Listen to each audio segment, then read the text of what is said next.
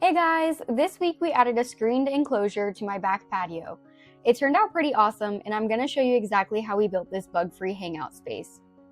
I started by measuring the entire area to figure out what I needed to grab from the store.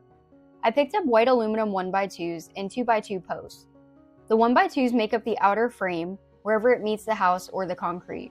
Every connection point gets secured with a Capri clip.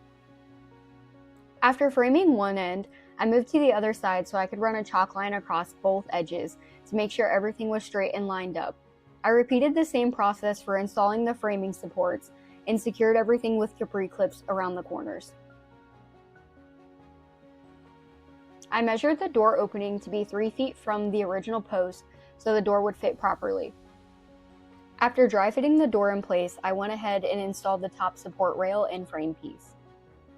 Once those were in, I went ahead and put the door onto the hinges and secured it in place.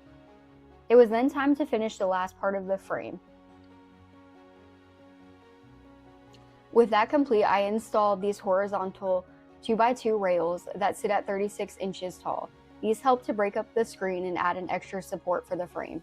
Because we have 3 big dogs who love to go in and out constantly, this doggy door was a must-have. I built this by using 2x2s for the support rails and ran a horizontal and a vertical piece to support the actual frame of the doggy door.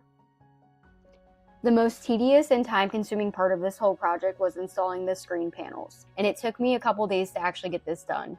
I then had to go back and replace one of the screens because my dogs decided to run through it on the first day.